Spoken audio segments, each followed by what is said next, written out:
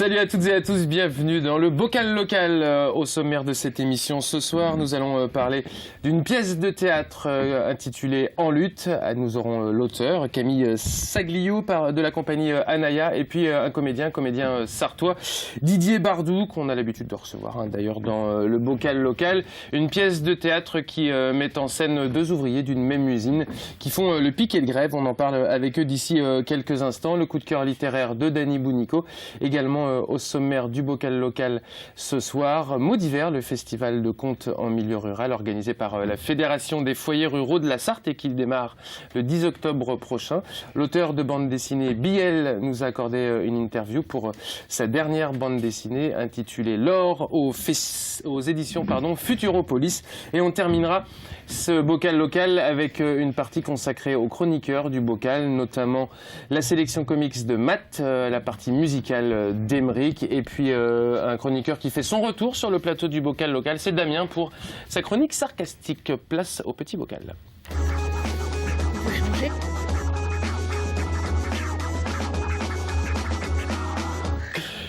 Le petit bocal avec la manifestation Vive la reprise. C'est jeudi pour vous qui nous regardez en direct à 20h30 au Saulnières. C'est un tremplin organisé par le Centre de la Chanson. Ils font étape au Mans pour les présélections de l'Ouest de la France avec notamment Gérald de Gentil, le groupe Pli sur Pli ou encore Margot Gentlemont. C'est donc jeudi à 20h30 au Saulnières et c'est gratuit si vous voulez aller écouter de la musique. Et ensuite samedi pour ce petit bocal également, le Far West Reggae Contest, deuxième édition organisée notamment par le Sound Dynamic et Irie Heights. Une très belle soirée. On aura d'ailleurs l'occasion de s'y voir parce que je suis jury pour ce tremplin. Ouais, c'est mon oreillette. C'est le côté Jean-Luc Delarue du Bocal Local. C'est le samedi donc à l'Oasis au Mans à partir de 20h si vous souhaitez donner votre voix aux artistes reggae de la région Grand Ouest. C'est la fin de ce petit bocal. On plonge dans le grand.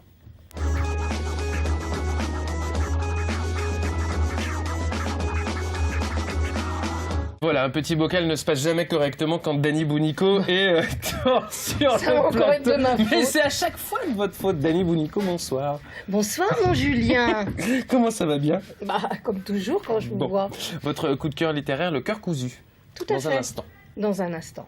Et la compagnie Anaya qui joue ce soir, pour vous qui nous regardez en direct, 7 octobre et demain 8 octobre à la salle Ève, enfin la salle du Grand Atelier à l'Université du Maine, une pièce de théâtre intitulée En lutte par la compagnie Anaya. Camille Sagliou, bonsoir. Bonsoir. Vous êtes auteur de cette pièce de théâtre. Didier Bardou, bonsoir. Bonsoir. Vous êtes comédien. C'est la première fois que je crois que je vous reçois pour un rôle dont vous n'êtes pas l'auteur et le metteur en scène. Là, je suis juste normalement celui qui dit le texte, à peu près tout, bien, à peu près, ça dépend. À peu près, 10 cas. En lutte, c'est l'histoire de deux hommes de générations différentes qui travaillent dans la même boîte. Enfin, une boîte, l'usine pour l'un, la boîte pour l'autre, qui se retrouvent finalement au piquet de grève. Ils sont devant leur usine qui est menacée de délocalisation. On est évidemment en plein dans l'actualité. On en a encore passé des images dans le journal télévisé. C'est une pièce sociale, Camille, que vous avez voulu écrire avec En lutte. Une pièce sociale, je sais pas, après c'est un sujet engagé et puis un sujet qui parle de ce qui se passe dans notre société, ouais, ça c'est sûr. C'était une vraie volonté justement de parler de ces sociétés qui délocalisent ? Ouais, j'avais envie à travers l'histoire de deux hommes qu'on suit le temps de cette nuit où ils discutent, donc c'est vraiment deux tranches de vie prises voilà, sur le temps d'un piquet de grève.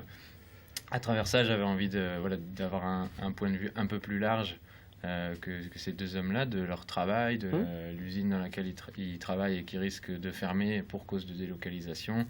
Et du coup, Franck, le personnage qui est joué par Didier, donc délégué syndical, il interroge les choses de manière un peu large, quoi, en voyant le rôle des syndicats, les patrons, le patronat, l'actionnariat qui est devenu complètement fou, tout ça. Voilà. C'est, je le disais, deux générations aussi qui s'affrontent pas forcément dans cette pièce, mais c'est peut-être deux conceptions aussi du monde ouvrier, du monde du travail et peut-être aussi du syndicat. Didier, vous avez eu une vie, vous, syndicale d'ailleurs, enfin je parle avant d'être comédien, d'ailleurs vous êtes toujours aussi avec, dans le cadre de vos activités de comédien, mais ça a changé l'usine, l'entreprise, Didier? Ce qui m'a plu dans le spectacle, dans le texte de Camille, justement, c'est que c'était une autre couleur que moi j'aurais écrite. Je lui ai dit la première fois qu'on s'est rencontrés, c'est assez récent notre rencontre, on se connaissait pas avant. Mais qu'est-ce que t'en as à foutre, toi, jeune gars de 25 ans, de ces histoires-là? Et voilà, du coup, voilà, on s'est un peu raconté nos vies, même si le texte était écrit avant et que je n'ai rien apporté au texte. Ce qui est chouette dans cette aventure, c'est que la complicité qu'on a trouvée avec la mise en scène de Claudine Merceron fait que voilà, on a chacun un petit secret entre guillemets à dévoiler à l'autre, à s'interroger au cours de cette nuit. C'est quoi nos vies, pourquoi on lutte. On n'est pas forcément d'accord et c'est pas forcément le plus vieux qui va gagner. Et puis il y a aussi une question au travers de ces deux personnages, c'est finalement qu'ils ne luttent pas pour peut-être gagner plus d'argent, une augmentation de salaire, ils luttent tout simplement pour finalement garder leur emploi, ce qui est un peu le cas d'ailleurs aujourd'hui de beaucoup d'entreprises qui délocalisent. On est dans une sorte de survie immédiate. Bah ouais, là on est vraiment en fait dans la pièce déjà on est sur un peu une mise en abîme puisque le lendemain on devine que va y avoir un dénouement positif ou négatif à cette grève qui dure déjà depuis quelques temps, on ne sait pas trop combien de temps. Donc là-dessus, on ne sait pas trop ce qu'ils vont devenir eux. Et après, ouais, ils ont des discussions plus larges aussi sur... il y a le vieux qui parle un peu de son expérience, du monde de l'entreprise qui a changé, du rapport au travail qui a changé, du rôle des syndicats aussi qui a changé. Donc du coup, voilà, on est sur une vision que j'ai voulu un petit peu plus globale que juste ces deux bonhommes là. Mais... Oui, parce que vous êtes le jeune peut-être un peu plus pragmatique. Didier, son personnage Franck, lui, il aime la lutte aussi. Peut-être Didier, c'est aussi ce qu'il fait vivre, c'est ce combat. Il dit ça dans le texte. Il y a vraiment ça. Le combat, c'est ma vie. Il y a trop de justice, trop de mépris. Donc lui, il est engagé à fond. Il a tout condamné, tout consacré à ça. Et vous, Camille, vous êtes inspiré peut-être de ce que vous avez vu? Vous êtes allé à la rencontre d'ouvriers qui faisaient le piquet de grève comme ça, qui luttaient pour leur pour pas le de maintien de leur ceux emploi? qui faisaient le piquet de grève. Enfin, je les ai pas rencontrés au moment où ils le faisaient, mais je les ai rencontrés après. Notamment un délégué CGT de chez ArcelorMittal, qui était quelqu'un de très intéressant et avec beaucoup de recul aussi sur la situation des ouvriers, le rôle des syndicats, de comment ça avait évolué ces derniers temps et ces dernières décennies, on va dire. Et puis j'ai rencontré aussi une ouvrière à la retraite qui a travaillé toute sa vie à l'usine et qui était chez ST Microelectronics, qui était une boîte de Rennes qui a fermé après 5-6 ans de conflit et ça avait été très médiatisé. Puis depuis, ils sont toujours au CAC 40, tout va bien. Oui, ce que j'allais dire, en 2014, finalement, l'histoire se recommence. Si je fais écho à une histoire un peu plus ancienne, on parle des montres LIP, par exemple. Moi, j'en ai vendu sur le marché en 1973. non, pas du tout au noir. Mais non, pas du tout. Pour soutenir les LIP, ils vendaient. Voilà, et on accueillait un gars de chez LIP sur le marché de Sablé un lundi matin. Le gars arrivait le dimanche soir et on vendait des vraies montres LIP sur l'ensemble du territoire national. C'est à quoi? C'est à 40 ans 73, ça, donc 73. On est encore finalement... Mais je ne vendrais pas des Rolex aujourd'hui, vous voyez, parce que... Oui. Voilà, par exemple. Parce que oui, puis pour l'instant, il n'y a pas de conflit chez Rolex. Non, c'est vrai, ça va bien. Pour le moment, ça ils ont un super, en plus, ambassadeur. Oui, c'est vrai. Comment il s'appelle? Je me rappelle plus. C'est un gros mot, c'est un gros mot. Didier, vous pensez aussi que les luttes aujourd'hui doivent évoluer? Parce que là, on est sur l'occupation d'un site, la grève. Est-ce qu'aujourd'hui, finalement, ça reste la lutte, le seul moyen de se faire entendre? Moi, je suis assez fan de Gérard Mordillat. Voilà, j'ai bien aimé d'abord son roman Les Vivants et les Morts et la série Arte Les Vivants et les Morts, où il dit faut tout péter. Voilà. Je trouve que justement l'engagement va pas suffisamment au bout et je pense que face à un monde économique qui met une pression terrible sur les gens et qui ne leur offre plus de perspective d'espoir, de vie et de travail, je crois qu'il faut être jusqu'au boutiste et il faut pas être tendre. Et vous, Camille, vous avez quelle aperçu sur justement cette lutte syndicale, sur cette lutte ouvrière, même si plus largement, plutôt que de parler que de syndicats? Si, pour les syndicats, quand on a 30 ans, ça veut plus dire grand-chose, quoi, les syndicats. On arrive... on est avec un une des pays en conscience- Europe à avoir un taux de syndicalisme le plus c'est faible. quelque chose qui a été... Donc moi, je me suis documenté un peu sur la question avant d'écrire ça.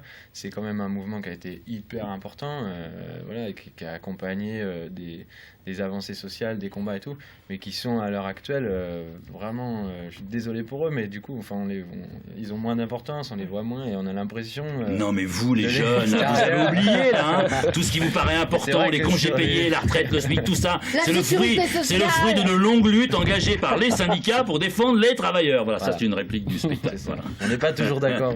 Oui, mais c'est aussi ça, ça pourrait être un père et son fils à table, par exemple.